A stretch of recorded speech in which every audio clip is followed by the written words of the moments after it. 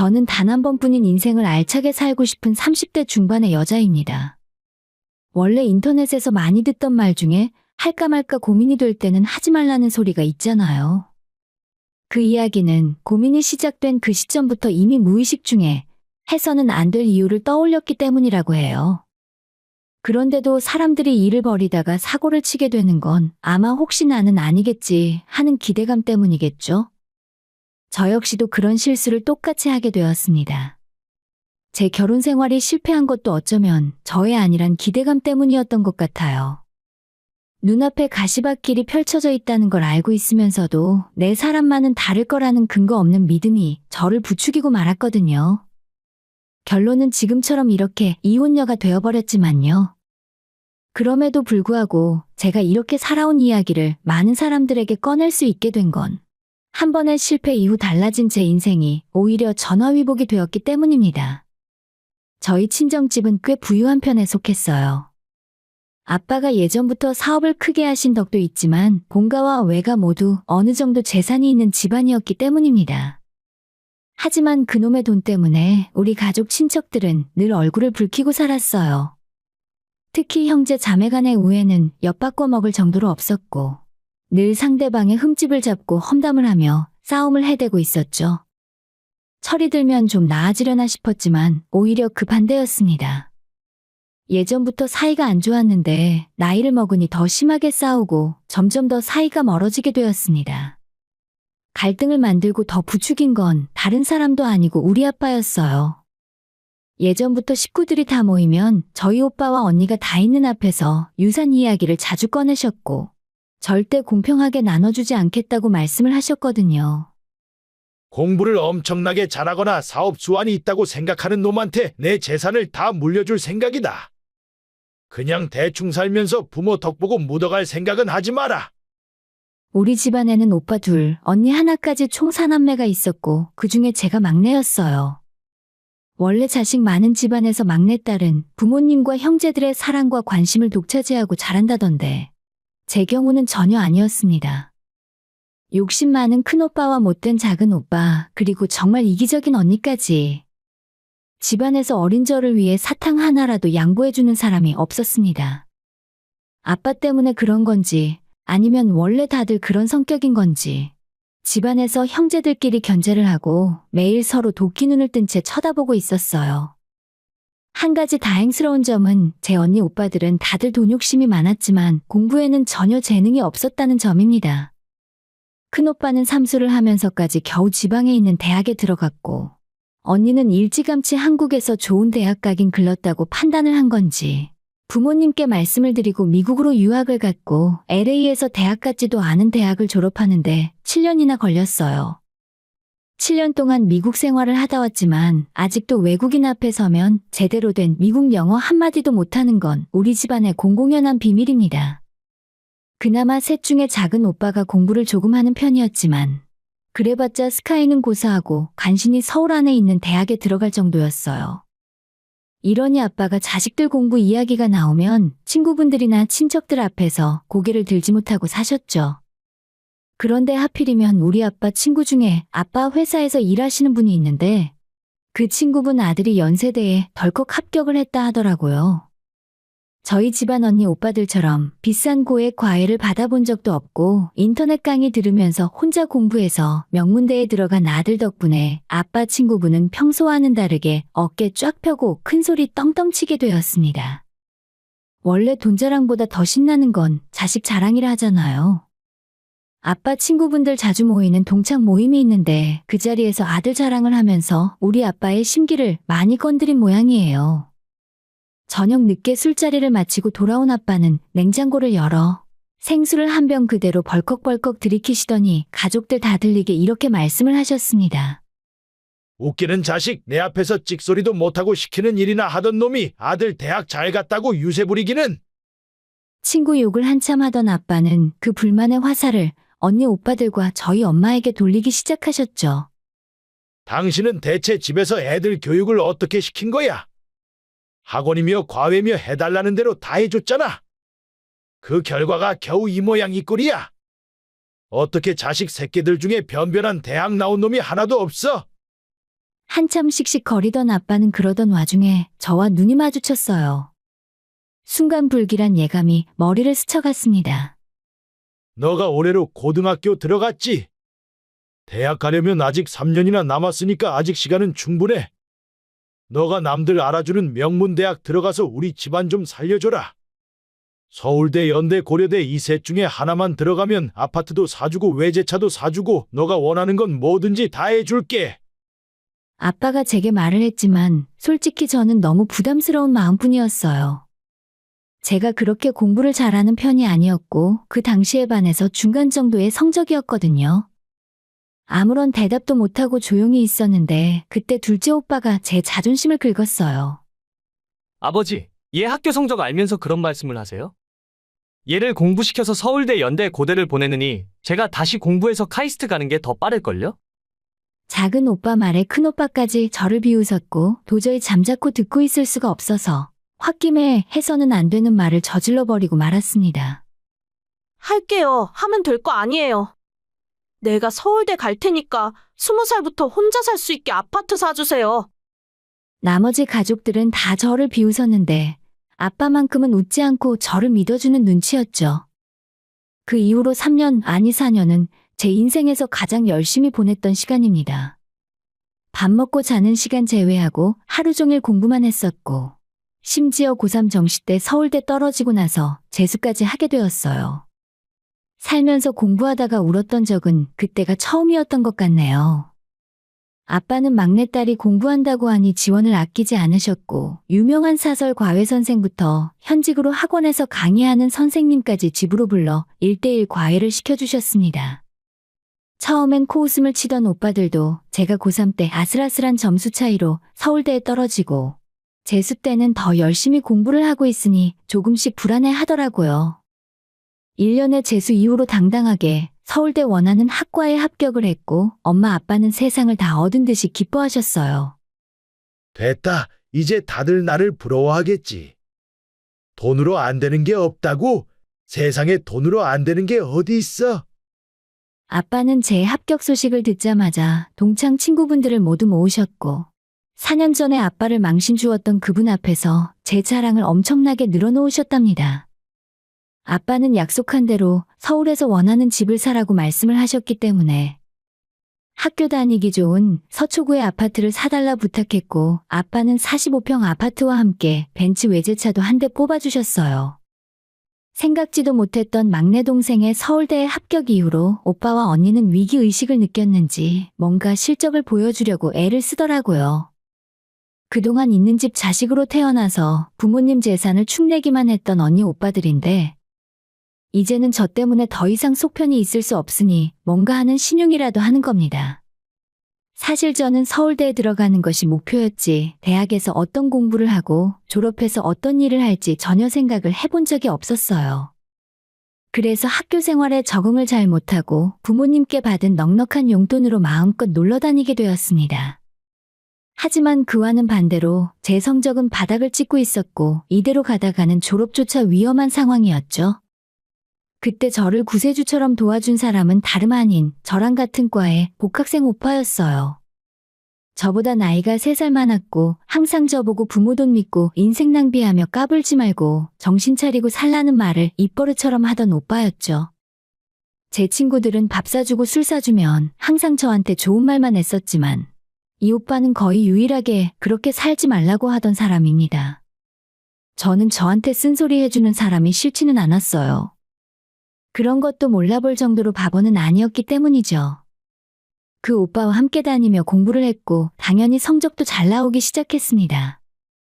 인생의 목표가 없이 떠다니던 느낌이었는데 복학생 오빠와 함께 취업 준비를 하기 시작했고 각종 스펙과 자격증 따는 데도 많은 도움을 받았어요.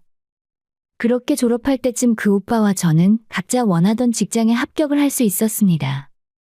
복학생 오빠는 공기업에 취직했고 저는 대기업 홍보팀에 들어갈 수가 있었죠. 거의 2년 가까이 아침 저녁으로 붙어 다닌 저희는 그 사이에 정이 들어 연인 사이로 발전하게 되었습니다.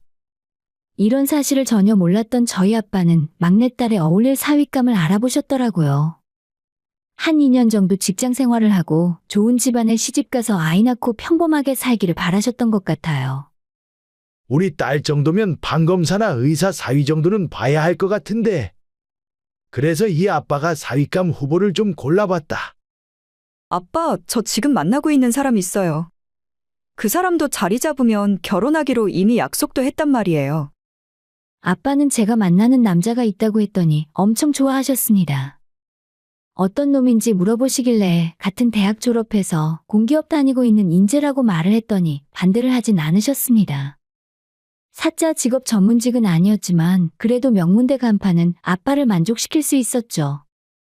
일단 한번 얼굴 보자고 집에 데려오라 하시길래 얼마 후에 남자친구를 집에 데려와서 아빠와 인사를 시켰어요. 아빠는 그날같이 바둑도 두고 저녁 먹으면서 술도 한 잔 마시고 나름대로 화목한 분위기가 만들어지더라고요. 분위기만 봐서는 당장 결혼을 허락해 주실 것 같았어요. 그런데 남자친구가 돌아가자마자 아빠가 저를 앉아보라 하시더니 이런 말씀을 하시는 겁니다. 저놈은 사위감으론 영 아니다. 내가 몇 마디 해보니까 남자가 꿈이 없어. 서울대까지 나와서 안전빵 공기업 다닌다고 할 때부터 혹시나 했는데 역시 내 생각이 틀리지 않더구나. 꿈이 뭐냐고 물어보니까 홀어머니 모시고 살 사람 찾는다니 그게 말이 되는 소리야. 딸린 동생도 줄줄이 있는 것 같은데 안 된다 저놈은. 아끼는 막내딸이 편한 인생을 놔두고 고생길이 훤한 가시밭길로 들어가려고 하는데 그걸 지켜보고 있을 부모가 몇이나 있겠어요. 아빠는 헤어지라 하고 제가 그 말을 듣지 않자 엄마가 따로 남자친구를 밖에서 저 몰래 만나 두 사람 헤어지라는 말까지 하셨어요. 저는 어차피 대학 입학하고 아빠한테 받은 아파트도 있고 두 사람 직장 생활하며 버는 돈도 있으니 부모님이 아무리 반대해도 결혼해서 못 살 이유는 없다고 생각했죠. 그때 저는 마치 비련의 여주인공이라도 된 것처럼 부모님에게 늦은 반항을 하고 대학 졸업한 이후로 다시 들어갔던 집에서 나와 혼자 살기 시작했어요. 바로 남자친구와 살림을 차리는 건 너무 막 나가는 것 같았고 좀 더 두 사람이 준비가 된 후에 부모님께 다시 허락을 받고 결혼할 생각이었습니다. 저는 다니는 회사가 대기업이었고 매일 실적에 압박과 업무에 치여 야근하는 날이 대부분이었는데 공기업 다니는 남자친구를 보니 주말마다 취미생활도 하고 평일 저녁에 운동도 하러 다니는 등 아주 여유로운 생활을 하는 것 같았어요. 버는 돈도 저랑 크게 차이는 안 나고 정말 저 생활이 더 낫겠다 싶었죠. 그러던 와중에 남자친구는 제가 너무 고생을 하는 것 같다며 하루빨리 결혼해서 저를 편하게 해주고 싶다 하더라고요. 안 그래도 직장 생활에 스트레스를 받던 와중에 남자친구의 그 말이 제게는 너무나도 달콤하게 느껴지게 되었습니다. 그 당시에는 온전히 저를 위해서 그런 소리를 하는 줄 알았어요. 그래서 시기가 조금 빨랐지만 저는 결혼을 결심하게 되었습니다. 뭐 결혼을 한다고? 누구 맘대로? 내가 분명히 이야기하는데 너가 그놈이랑 결혼하면 나중에 너한테는 10원짜리 하나 안 남겨줄 줄 알아. 저는 어차피 두 사람 모두 돈도 잘 벌고 있고 더 이상 부모님 지원 없이도 결혼하는데 아무 문제 없으니 상관 말라고 폭탄 선언을 해버렸어요. 부모님께 처음으로 대놓고 반항을 해본 건데 엄마는 아예 머리까지 싸매고 누우실 정도였습니다. 그런 제 결혼에 쌍수를 들고 환영을 한 건 언니 오빠들 뿐이었죠. 특히 저보다 일찍 결혼해 두 아이를 키우고 있던 언니는 제 결혼 소식을 듣더니 잘 생각했다며 이 남자가 저랑 어울린다 하더라고요. 그래, 그 정도가 원래 너가 만날 사람이 맞아. 그러고 보니 코피 터지게 공부해서 서울대는 뭐 하러 갔니? 집안일 도와주는 남자 만나서 퍽이나 좋겠다. 결혼식도 올리기 전부터 초를 치는 언니 때문에 짜증도 났지만 나중에 살고 보니 그 말이 완전 틀린 소리는 아니었습니다. 아무튼 자식 이기는 부모 없다고. 결국 저희 부모님은 허락을 해주실 수밖에 없었고 제 결혼식에도 참석을 하셨습니다. 하지만 아빠는 끝까지 남편을 사위로서 인정하지 않으셨죠. 자네 잘 들어. 난 아직도 이 결혼 반대야. 내 딸이 행복하게 잘 살았으면 하는 마음은 있지만 딱 거기까지야. 앞으로 자네들이 살면서 아무리 힘든 일이 생겨도 내 재산은 한 푼도 지원받을 일 없을 테니 명심하게. 그땐 저도 그 말을 옆에서 들으며 서운하긴 했지만 제가 부모님 마음에 못을 박은 것에 비하면 아무것도 아니라는 걸 알기 때문에 아무 소리 못했어요. 우여곡절 끝에 결혼식을 무사히 치를 수 있었고 신혼여행을 다녀온 뒤에 제 서초 아파트에서 신혼생활을 시작했죠. 신혼여행을 다녀오고 회사에 복직하자마자 또다시 전쟁 같은 회사 생활이 이어졌습니다. 남편이 오랜 자취 경력으로 집안일을 많이 도와주었고 덕분에 퇴근하고 집에 돌아와 제가 할 일이 조금은 줄어들었어요. 아무리 힘든 고난과 역경이 오더라도 두 사람이 이렇게 힘을 합쳐서 살아가면 못할 것이 없다고 생각했습니다. 그러던 어느 날 퇴근하고 집에 돌아와 보니 시동생이 집에 와 있더라고요. 시동생과는 결혼 전부터 자주 만나고 맥주도 한 잔씩 하는 관계였기 때문에 크게 이상하다는 생각을 하진 않았습니다. 형수, 미안한데 몇 달만 여기서 지내도 돼요? 나 시험 공부 때문에 서울에서 학원 다녀야 하는데.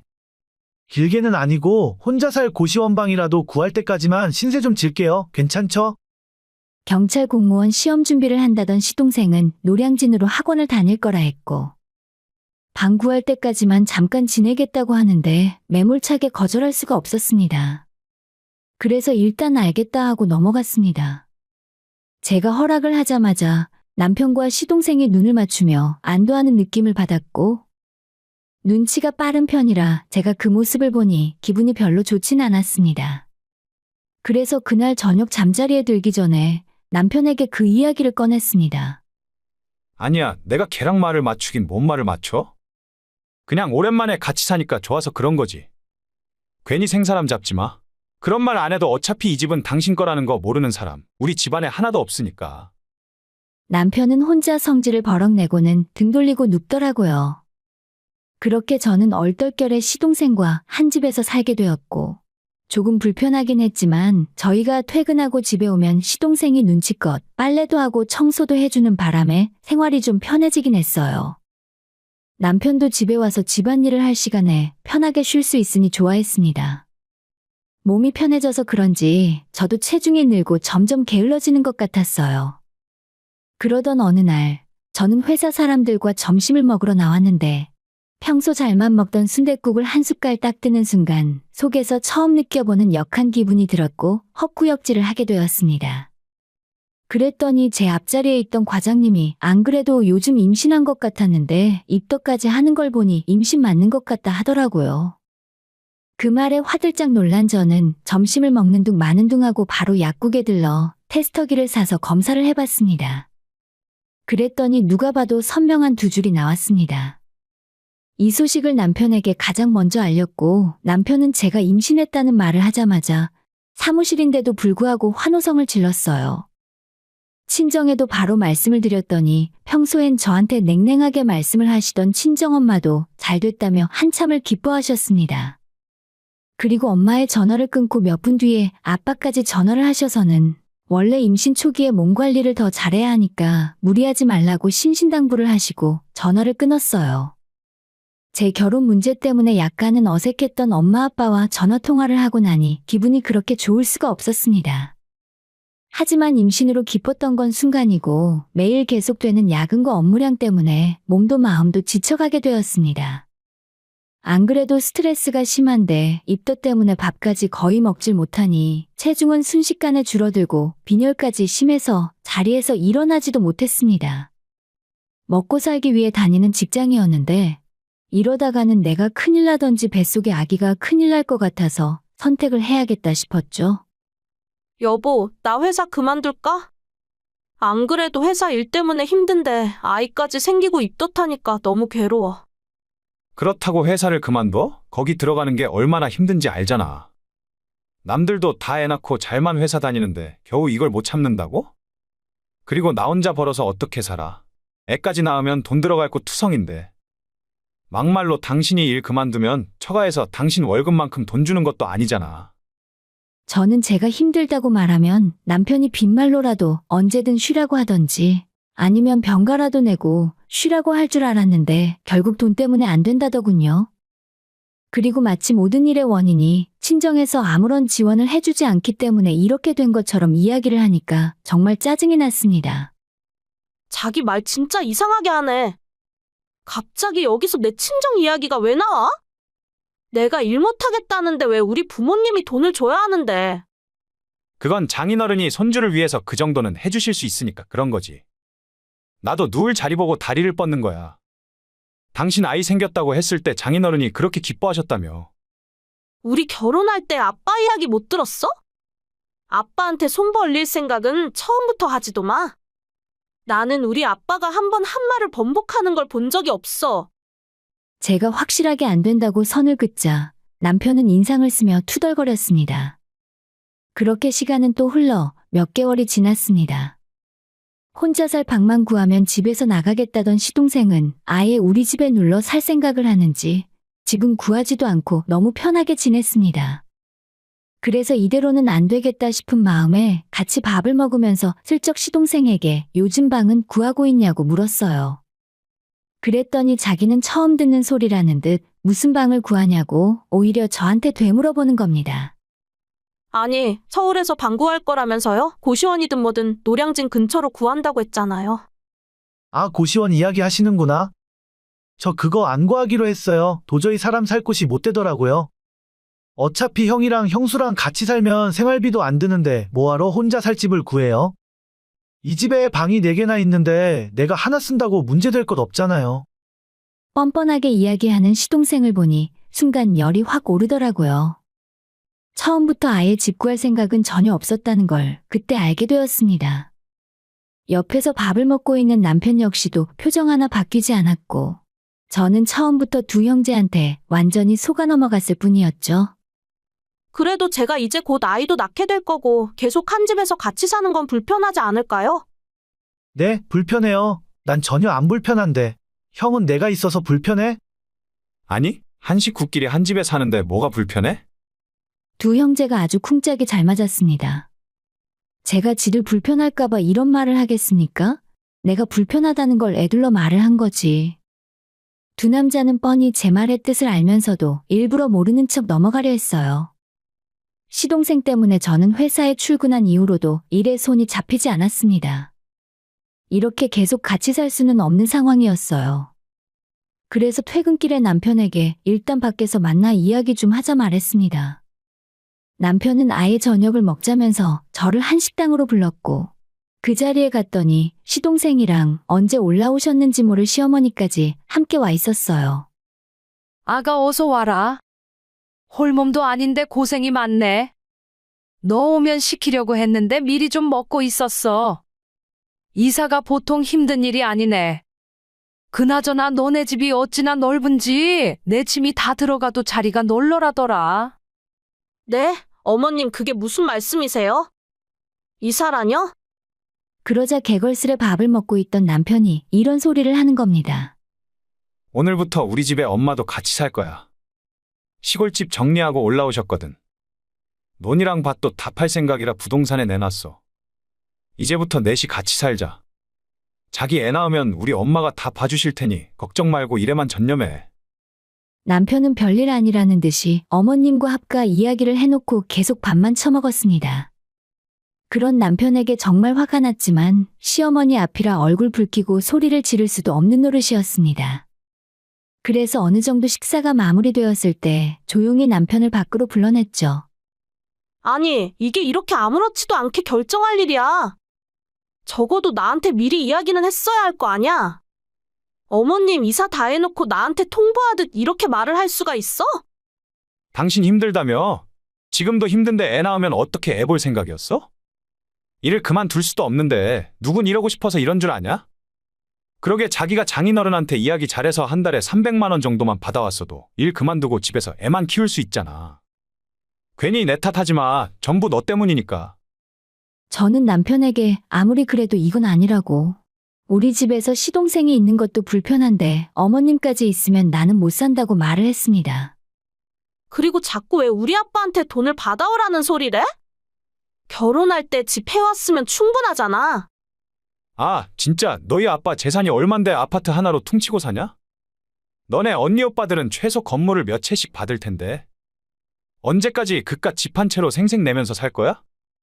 그 집에 우리 식구들도 같이 못 살게 할 거면 그냥 이혼해. 남편 입에서 이혼 소리가 나왔고 저는 적잖은 충격을 받았습니다. 이 사람은 처음부터 우리 집안 재산 때문에 제게 접근했던 건가 봐요. 이제서야 저희 아빠가 사람을 잘 봤구나 하는 생각이 들었고, 결혼할 때도 한 푼 주지 않겠다고 말씀하신 이유를 알겠더라고요. 야, 너 말이면 다인 줄 알아? 이혼하고 싶으면 얼마든지 이혼해. 거지 같은 너네 식구들 내 집에 줄줄이 들어앉히지 말고. 그렇게 소리를 지르고 있었는데 시어머니가 저희를 찾으러 나왔다가 제가 하는 말을 들었나 봐요. 소리를 빽 지르면서 자기들한테 거지라고 했냐고 욕을 하셨습니다. 거지? 누굴 거지 취급해? 못 배워 처먹은 것 같으니. 어디서 서방한테 큰 소리야? 제가 어머님이랑 말싸움을 시작하려고 할 때 남편은 저랑 상종도 하지 말라며 시어머니를 모시고 다시 식당으로 들어갔습니다. 저는 그 자리에서 속편히 밥을 먹고 있진 못할 것 같아서 혼자서 먼저 집으로 돌아오게 되었죠. 현관문을 열자마자 쾌쾌한 냄새와 함께 어머님의 낡은 살림들이 집안에 가득했어요. 그날 하루가 너무 길기도 하고 바락바락 악을 질렀더니 머리도 아파서 그냥 안방 침대에 누워 있었어요. 얼마나 시간이 지났는지 모르겠는데 식은땀이 뻘뻘 나고 배가 찢어질 듯 아파왔습니다. 거실에서 남편과 시댁 식구들이 떠드는 소리가 들리길래 겨우겨우 기어서 방문을 열고 남편에게 배가 너무 아파서 구급차 좀 불러달라고 말했습니다. 그랬더니 남편이 저보고 한다는 소리가 생쇼하지 말라더군요. 야, 너 지금 쉬하냐? 그런다고 내가 너한테 잘못했다고 할 것 같아? 저는 어쩔 수 없이 제 손으로 핸드폰을 찾아 119에 신고를 했고 얼마 후 도착한 구급대원이 저를 데리고 병원으로 향했어요. 그제서야 남편은 상황의 심각성을 깨닫고 제가 꾀병을 부리는 게 아니라는 걸 알게 되었죠. 정신을 차려보니 친정 엄마 아빠가 제 병실을 지키고 있었습니다. 제가 어떻게 된 일이냐 물었더니 유산을 했다 하더라고요.